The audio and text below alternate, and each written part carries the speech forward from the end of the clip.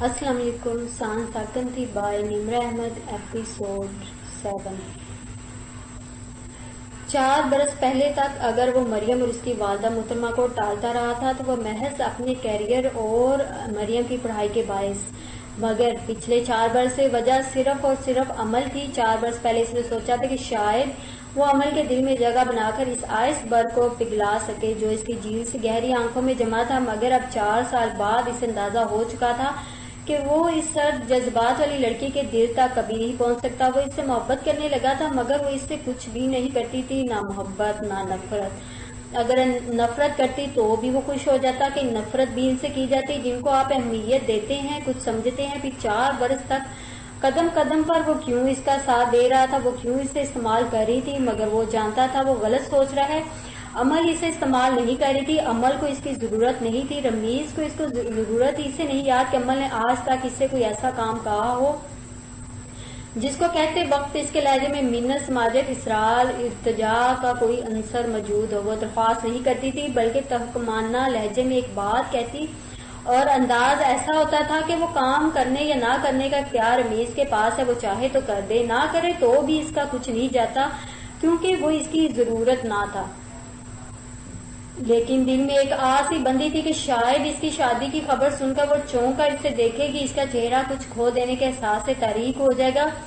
وہ صرف اس لڑکی کا رد عمل دیکھنا چاہتا تھا جس سے وہ بہت محبت کرتا تھا، جس سے وہ بہت ڈرتا تھا اور جس کا پورا ماضی جاننے کے باوجود بھی وہ اس کے متعلق کچھ نہ جانتا تھا. اپنے ہاتھ میں موجود سلور رنگ کو گھماتی عمل نے سر اٹھا کر رمیز کو دیکھا اور مسکرا دی. البتہ اس کی آنکھیں مسکرانے کے بجائے ویسے ہی یک بستہ تھیں. مبارک ہو.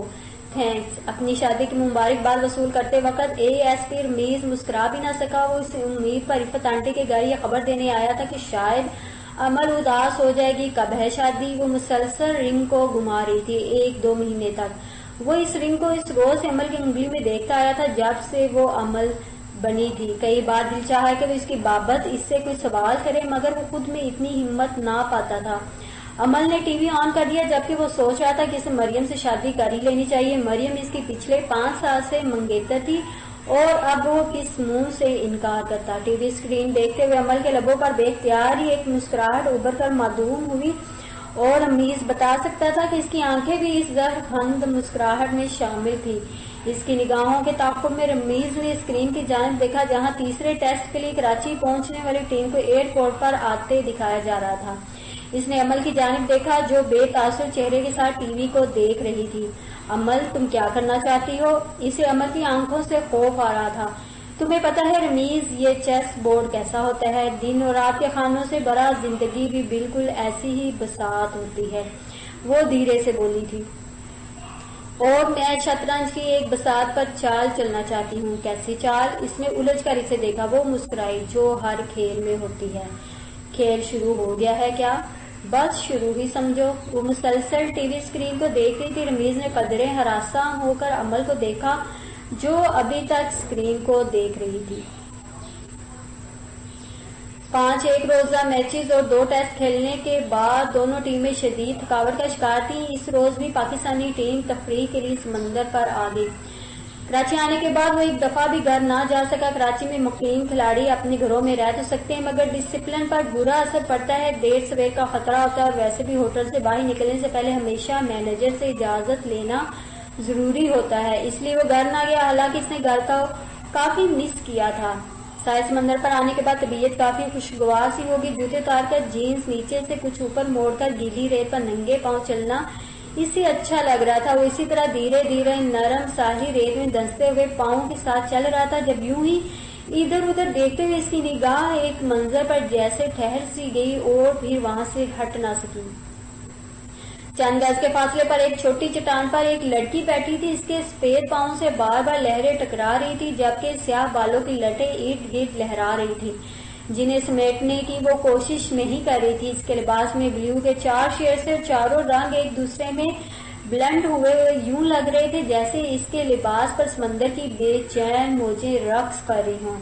اس کی سفید کلائیوں میں ریان کو سیپیوں کا بنا ہوا کڑا دکھائی دے رہا تھا جبکہ کپڑوں پر جا بجا سپیاں لگی تھی جیسے سمندر کے پانیوں پر تیر رہی ہو۔ ریان کو لگا وہ سمندر سے نکلی کوئی جل پری ہے۔ اس جل پری میں کوئی ایسی بات تھی جس نے ریان حیدر کی اس کی جانب دیکھنے اور مسلسل دیکھنے پر مجبور کر دیا۔ وہ چٹان سے ٹیک لگا کر کھڑا ہو گیا۔ اس کے بال ہلکے ہلکے گیلے تھے اور ہاتھ بھی نامعلوم لگ رہے تھے۔ ریان ابھی تک اس کا چہرہ نہیں دیکھ پایا تھا کیونکہ وہ کچھ اس طرح ترچھی ہو کر بیٹھی تھی کہ وہ اس کا سائڈ پوز دیکھ سکا تھا، اور یہ اس کا حسن نہیں تھا جو ریان کو اس کی جانب متوجہ کر رہا تھا، وہ کچھ اور تھا۔ کچھ عجیب سی بات تھی اس لڑکی میں، وہ بالکل ساکت بیٹھی تھی جیسے ایک ماڈل فوٹو شوٹ کے لیے پوز بنا کر بیٹھتی ہے، یا جیسے کوئی مجسمہ ہو جس کا پورا وجود ساکت ہو، جس کی دھڑکنیں ساکن ہو، جس کا تنفس ساکن ہو۔ اس لڑکی نے یکایک دائیں گھٹنے کے گرد رکھے اپنے ہاتھ ہٹا دیے اور ساتھ رکھے ایک پتھر کا سہارا لے کر کھڑی ہو گئی۔ ریان کو اس کا پورا چہرہ دکھائی دینے لگا، اسے لگا وہ اس کو پہلے بھی دیکھ چکا ہے۔ وہ لڑکی دنیا مافیا سے بے خبر سیدھ میں چل رہی تھی۔ وہ سیدھی چلتی ہوئی اس کے قریب سے آ کر گزر گئی، اس کے بدن سے پرفیوم کی مہک اٹھ رہی تھی۔ ریان نے مڑ کر اس کی پشت کو دیکھا، وہ ایک جگہ کھڑی ہو کر اپنی پرس سے کچھ نکال رہی تھی۔ وہ شاید ایک سبز سا کپڑا اور ایک پین تھا جسے لے کر وہ لڑکی اس طرف بڑھ گئی جہاں چند کرکٹرز کھڑے تھے۔ ریان نامحسوس انداز میں ان کے قریب چلا گیا۔ وہ اب ایک ایک کرکٹر سے پاکستان کے جھنڈے پر آٹوگراف لے رہی تھی۔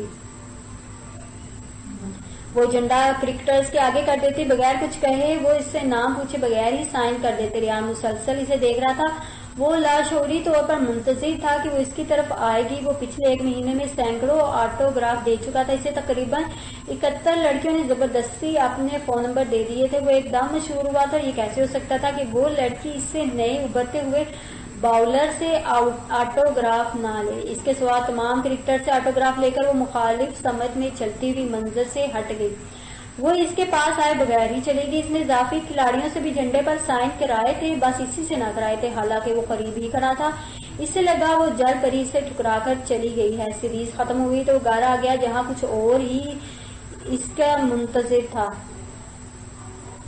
اس کی واپسی کے تیسرے روز کی بات ہے جب وہ اپنے کمرے میں بیٹھا ایک مشہور آسٹریلین کرکٹر کی آٹو بایوگرافی پڑھا تھا۔ اس کا دروازہ بجا۔ یس، وہ نگاہیں کتاب کے صفحات پر ہٹائے بغیر مصروف انداز میں بولا تو بیا نے دروازہ کھول کر سر اندر کیا اور بولی، بھائی آپ کا فون ہے لاؤنج میں۔ وہ اطلاع دے کر فوراً بھاگی۔ ریان کتاب رکھ کر اٹھ کھڑا ہوا اور کمرے سے باہر لاؤنج میں آ گیا۔ ہیلو، اس نے ریسیور کان پر لگاتے ہوئے کہا۔ دوسری جانب سے چند لمحوں کی خاموشی کے بعد آواز ابھری، ہیلو۔ ایک لمحے کے لیے وہ آواز پہچان نہ سکا۔ میں شادی کر رہی ہوں، میں سیرین۔ وہ اسے پہچان گیا۔ میرلین نے اس کو پیرس میں کئی کالز کی تھیں، کافی خط لکھے تھے، مگر اس نے جواب نہیں دیا تھا۔ وہ دراصل دوستوں سے اتنا متنفر ہوا تھا کہ ان تینوں کو ایک ہی کیٹیگری میں لا کھڑا کیا تھا۔ ہاں میں ہوں، وہ ایک ٹھنڈی سانس بھر کر بولی۔ کب؟ وہ بے یقینی سے پوچھ رہا تھا۔ 3 ہفتے بعد۔ اس کی آواز پہلے کے مقابلے میں کافی کمزور اور پسماردہ تھی۔ ریان کو یکدم انجلینا سے ہونے والے اختلافات اور لڑائی جھگڑے یاد آ گئے تھے۔ اس کا لہجہ خود بخود ہی اکھڑا سا ہو گیا۔ اچھا، مبارک ہو، تم آؤ گے نہیں؟ اس کے لہجے کی سرد مہری میرلین نے محسوس کر لی تھی، اس لیے مایوسی سے بولی، نہیں۔ اس نے اپنا سابقہ انداز روا رکھا، میں بہت بزی ہوں، میں نے تمہارا میچ دیکھا تھا اور پتا ہے مجھے کیا یاد آ گیا تھا؟ وہ بہت آہستہ آہستہ بول رہی تھی، وہ شب و روز جو ہم نے میلبورن میں گزارے تھے جب تم اسٹیو فشر سے کرکٹ سیکھا کرتے تھے۔ ریان خاموش ہو گیا، اس کے پاس کہنے کو کچھ بھی نہ تھا۔ کسی گہری سوچ میں گم اس نے فون رکھ دیا تھا۔ اس نے ڈیفنس میں بنگلہ لے لیا اور ایک طرح سے لاہور میں سیٹ ہو گیا۔ اگر کیمپ نہ لگا ہوتا یا بھی میچ نہ ہوتا وہ کراچی آ جاتا اور گھر والوں کے ساتھ وقت گزارنے کی بھرپور کوشش کرتا۔ میڈیا کو وہ پسند آیا تھا۔ پہلے ہی ٹورنامنٹ کے بعد 2-4 اردو اخبارات، ایک سنڈے میگزین اور 2 انگریزی نیوز پیپرز اور ٹی وی چینلز کو انٹرویو دے چکا تھا۔ شہرت اور گلیمرس دور سے ہی اچھے لگتے ہیں۔ اس سے اب احساس ہوا تھا کہ شہرت کتنا بڑا عذاب ہے۔ اس کی پرائیویسی 99% ختم ہو گئی تھی۔ وہ آزادی سے بازاروں میں گھوم پھر نہیں سکتا تھا کیونکہ 10 منٹ بعد ہی ایک جمگٹا لگ جاتا تھا۔ ٹھیک 2.5 ہفتے بعد 3 ہفتے ریسٹ کر کے ٹیم ساؤتھ افریقہ کے دورے پر روانہ ہو گئی۔ ٹیسٹ سیریز تو برابر چلی گئی 1-1 سے، کیونکہ آخری ٹیسٹ میچ ڈرا ہو گیا تھا۔ البتہ ون ڈے سیریز اس وقت ایک سنسنی خیز موڑ اختیار کر گئی جب پہلے 2 میچز پاکستان جبکہ 2 میچز ساؤتھ افریقہ جیت چکا تھا اور یہ آخری اور فیصلہ کن میچ پورٹ الزبتھ میں کھیلا جانا تھا اور اسی میچ میں 2-2 سے برابر 6 میچز کی سیریز کا حتمی نتیجہ ہونا تھا۔ پورٹ الزبتھ میں نعیم نے ٹاس ہارنے کے بعد فیلڈنگ کی، جو کہ ساؤتھ افریقن کپتان اسمتھ کا فیصلہ تھا۔ اسمتھ کی ان دنوں ریڈیو کے کسی اناؤنسر کے ساتھ افیئر کی خبریں اخبارات کی زینت بنی ہوئی تھی، جبکہ وہ مسلسل اسے اپنی بہن ثابت کرنے پر تلا ہوا تھا۔ آریم اسمتھ، جو کہ دنیا کا نوجوان ترین کپتان تھا، وہ جب خود کو 25 سالہ بتاتا تھا تو مخاطب دل میں جھوٹا ضرور کہتا تھا، نے سنچری سکور کر کے پاکستان کی فتح کے خواب کی تعبیر کو مزید دھندلا دیا۔ پورٹ الزبتھ میں جب پاکستانی ٹیم 332 رنز کے ٹارگٹ کو عبور کرنے میدان میں آئی تو پہلے ہی اوور میں 2 کھلاڑی بغیر کوئی رن بنائے پولین کی جانب واپس لوٹ گئے تو پاکستانی ٹیم مشکلات سے دوچار ہوگی۔ ریان حیدر کو کوئی اچھے بلے باز نہ تھا، مشکل حالات کی وجہ سے اسے 9ویں نمبر پر بھیج دیا گیا۔ جب وہ وکٹ پر کھیلنے آیا 92 گیندوں پر 170 رنز درکار تھے، جو بظاہر ناممکن لگ رہا تھا۔ اسپنر گیند کو زبردست طریقے سے اسپن کر رہا تھا۔ ریان کی سمجھ میں نہیں آیا کہ وہ کیسے کھیلے۔ جب وہ مسلسل گیندیں چھوڑتا گیا تو اسپنر نے جھنجھلا کر اسے دیکھا، مار بھی صحیح، اس نے افریقی زبان میں ریان کو کہا، جو اس کے پلے نہیں پڑا۔ وکٹر اتنی زبردست باؤلنگ کرا رہا تھا کہ ریان کے لیے گیند کو ہٹ لگانا بے حد مشکل تھا۔ کرکٹ میں بلے بازوں کو ہمیشہ ایک بات سکھائی جاتی ہے، اگر باؤلر بہت اچھی گیندیں کرا رہا ہے تو اس کو گالیاں دو۔ ریان نے بھی وہی کیا اور کچھ غصے میں آ کر وکٹر نے اگلی گیند اتنی شارٹ کرائی کہ اس کو موقع مل گیا، اس نے چوکا لگا دیا۔ ریان نے وکٹر کو کوئی گالی نہیں دی تھی، اس نے صرف اتنا کہا تھا، بیٹا گھر جاؤ، امی بلا رہی ہیں، کھانے کا ٹائم ہو گیا ہے، پھر تمہیں برتن بھی دھونے ہیں۔ اس نے کچھ غصے سے ریان کو گھورا تھا، دلائی تو ابھی میں تمہاری کروں گا پاکی۔ ریان کا خون کھول اٹھا مگر وہ مسکرا کر آگے بڑھا، وکٹر کا شانہ تھپ تھپایا، بولا، اٹھ جاؤ، جاگ جاؤ، خواب دیکھنا اچھی بات ہے مگر اتنی اچھی بھی نہیں۔ اور اس چیز نے وکٹر کو اتنا اشتعال دلایا کہ وہ اپنی لائن اور لینتھ کھو بیٹھا۔ وکٹر تو ریان کی دلائی نہ کر سکا، البتہ ریان حیدر نے اگلے آدھے گھنٹے میں ساؤتھ افریقن باؤلرز کو بری طرح دھویا۔ اس وقت وہ 329 فار 9 تھے جب 5 گیندوں پر 4 رنز بنانے تھے۔ وہ سنچری کر چکا تھا اور اب مطمئن ہو کر شاٹ کھیلنے کی کوشش میں آؤٹ ہو گیا اور یوں پاکستان وہ میچ 3 رنز سے ہار گیا۔ اس کو کہتے ہیں cricket by chance. Rayan Haider بلے اور گیند کی دنیا میں اپنا جادو جگاتا رہا۔ پی سی بی کے گریڈ بی کے کھلاڑیوں میں اس کا شمار ہونے لگا۔ وہ لگاتار کھیلتا رہا، انجریز آتی رہیں، فٹ اور ان فٹ ہوتا رہا۔ اس کھیل میں ایک نشہ، سرور، پیسہ، شہرت، عزت، محبت ملتی رہی، وہ کھیلتا رہا۔ میرین کی شادی ہو گئی۔ انجلینا نے دھڑا دھڑ مووی سائن کرنا شروع کر دی اور ریان سے اس کا کوئی رابطہ نہ تھا۔ مذہب، معاشرے اور رسوم و رواج کا فرق اور تفاوت کتنی حیثیت رکھتا تھا۔ ڈینیل نے ریئل میڈرڈ کے کوچ کی بیٹی سے شادی کر کے فٹ بال میں اپنے لیے راہیں کھول لی۔ وہ جرمن ٹیم کے لیے منتخب ہونے کے ساتھ ساتھ ریئل میڈرڈ کے لیے کھیلنے لگا۔ اس کے لہجے میں فخر، تمکنت، غرور اور بڑائی جھلکنے لگی۔ ریان کو ڈینی اور انجلینا میں کوئی خاص فرق نظر نہیں آتا تھا، وہ دونوں پیسے کے پیچھے بھاگ رہے تھے۔ وہ جب بھی ان کے متعلق سوچتا اسے بے پناہ ڈپریشن محسوس ہوتا تھا۔ کرکٹ میں پہلا برس آپ کا ہوتا ہے اور کیریئر کے اگلے تمام برس کرکٹ کے ہوتے ہیں۔ اچھی کرکٹ کھیلو تو کامیاب ہو جاؤ، خراب کرکٹ ناکامی کے دہانے پر لے جائے گی۔ ریان نے اپنا 1 سال کامیابی سے اور کرکٹ کے اگلے 3 برس کامیابی اور ناکامی کے درمیان گزارے تھے۔ انجریز کا شکار ہو کر متعدد بار وہ ٹیم سے باہر ہوا تھا، البتہ کبھی آؤٹ آف فارم ہو کر نہیں نکالا گیا تھا، وہ ہمیشہ ہی ان فارم رہا تھا۔ ریان عظیم حیدر کی فتوحات کا گراف اوپر اوپر اور بہت اوپر جا رہا تھا جب اچانک اوپر جاتی سوئی رک گئی۔ ایک میچ کے اختتام پر آئی سی سی کے میچ ریفری نے اس کے باؤلنگ ایکشن کو غیر قانونی قرار دے کر اسے کھیلنے سے روک دیا۔ کرکٹ کے قانون 243 میں ذکر ہے کہ بولنگ کے عمل کے دوران اگر بولنگ والا ہاتھ بھاڑ میں جائے، کرکٹ کے قانون۔ وہ غصے سے بولا تو کوچ خاموش ہو گیا۔ ریان کو 21 دنوں کے اندر آئی سی سی کی وومن موومنٹ اسپیشلسٹ پینل کا سامنا کرنا تھا۔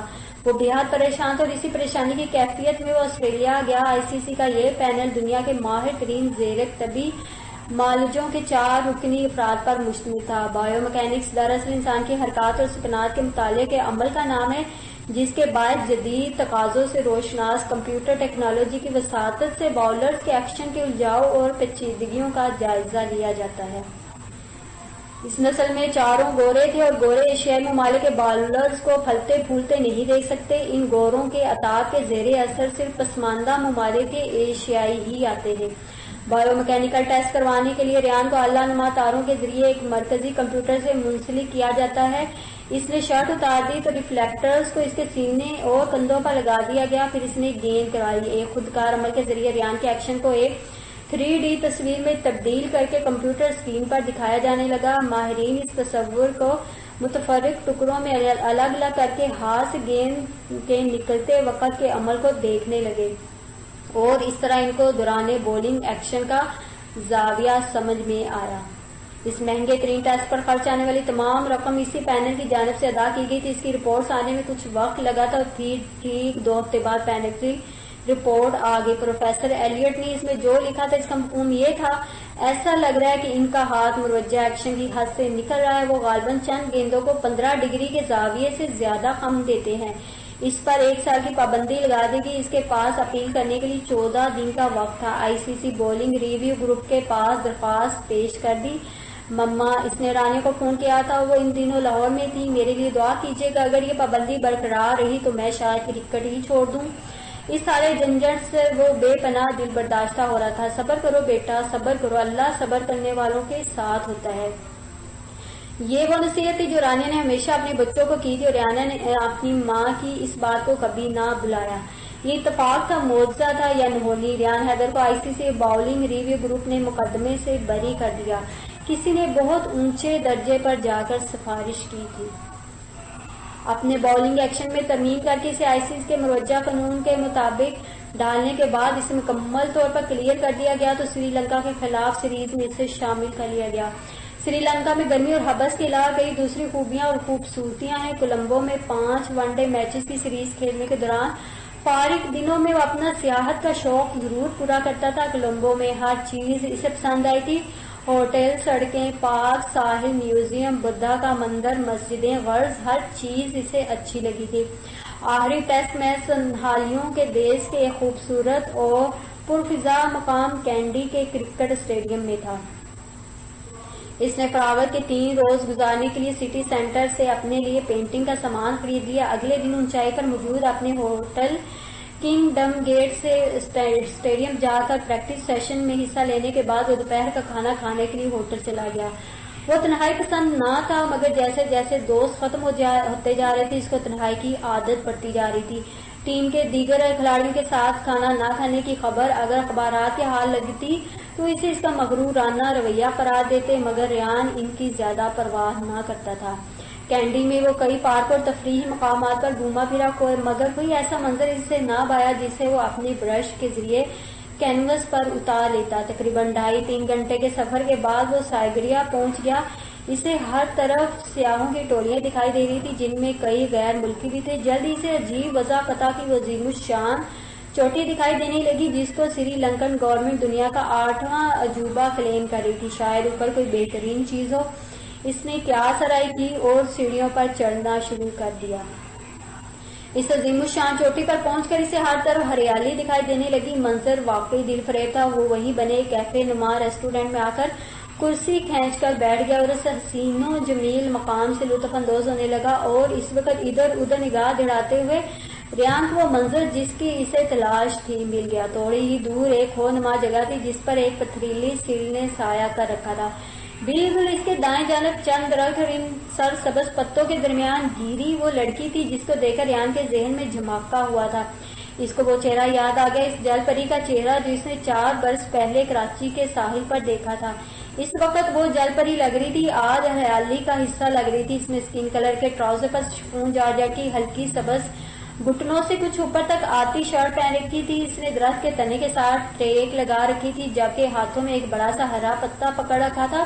وہ پتا ان درختوں کا نہیں بلکہ مصنوعی لگ رہا تھا. وہ مسلسل اپنے سفید ہاتھوں میں پکڑے پتے کو دیکھ رہی تھی. تیز ہوائیں اس کے اجلے چہرے کو اس کی اپنی سیاہ زلفوں میں چھپانے کی کوشش کر رہی تھی.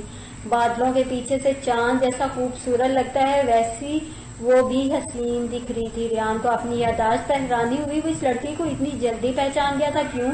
اور ریان کو پتہ نہیں کیوں لگ رہا تھا کہ چہرہ مانوس سا ہے. وہ ویسے ہی ساکت کھڑی پتے کو دیکھ رہی تھی. ریان کی سمجھ میں نہیں آیا کہ اس کا وجود اتنا ساکن کیوں ہے.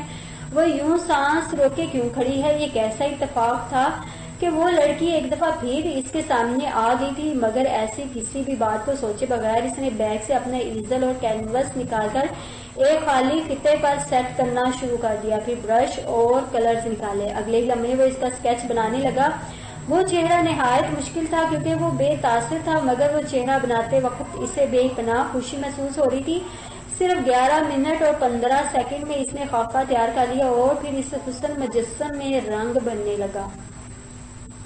تقریباً 20 منٹ بعد جب وہ اس کے ٹراؤزرز کو پینٹ کر رہا تھا وہ سست روی سے پتا ہاتھ میں لیے روش پر چلتی ہوئی نیچے اترنے کے لیے زینوں کی جانب بڑھ گئی. ریان اسے دیکھتا ہی رہ گیا. پھر بے دلی سے درختوں میں رنگ بننا شروع کر دیا. وہاں سے واپسی پر وہ تصویر اس نے کوریئر کے ذریعے لاہور ارسال کر دی. وہ نہیں چاہتا تھا کہ کوئی اس کے پاس ایک تصویر دیکھے اور ہاں کچھ اور سمجھے. ریان نے اس دفعہ 4 روز تک یاد رکھا اور پھر بھول گیا.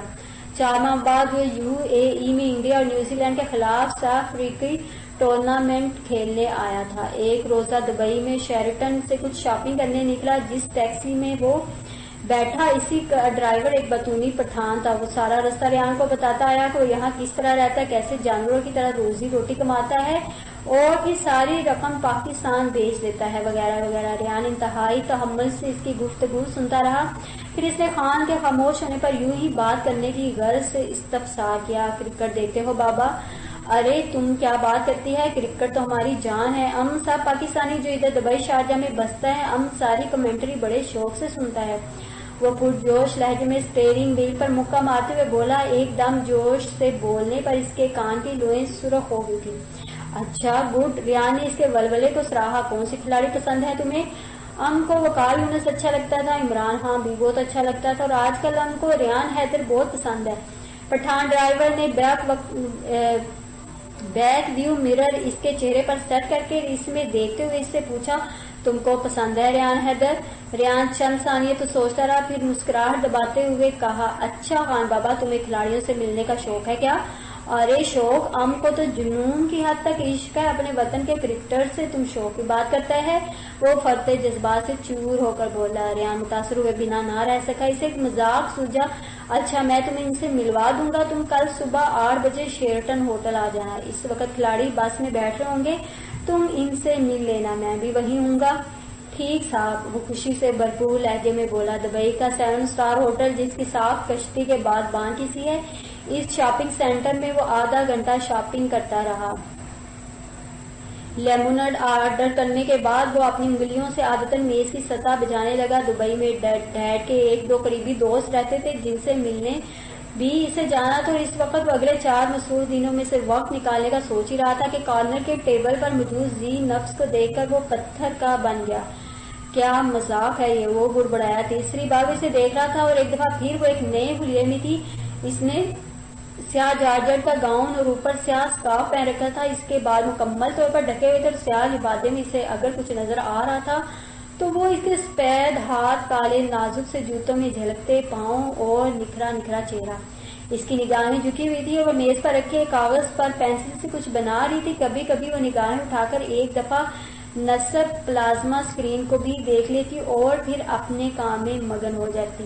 پچھلی 2 دفعہ جب ریان نے وہ چہرہ دیکھا تھا وہ بالکل صاف شفاف اور میک اپ سے بے نیاز تھا. آج البتہ اس نے اپنی سیاہ بڑی بڑی آنکھوں پر کاجل لگایا ہوا تھا جو انتہائی خوبصورت لگ رہا تھا. یہ کاجل بھی ریان کو تب نظر آیا تھا جب وہ نگاہیں اٹھاتی تھی, ورنہ وہ ہمیشہ کی طرح اس کی جانب نہیں دیکھ رہی تھی. یہ کیا ڈرامہ ہے؟ یہ لڑکی کیوں مجھے تیسری دفعہ دکھائی دے رہی ہے؟ یہ ہر اس جگہ کیوں ہوتی ہے جہاں میں جاتا ہوں؟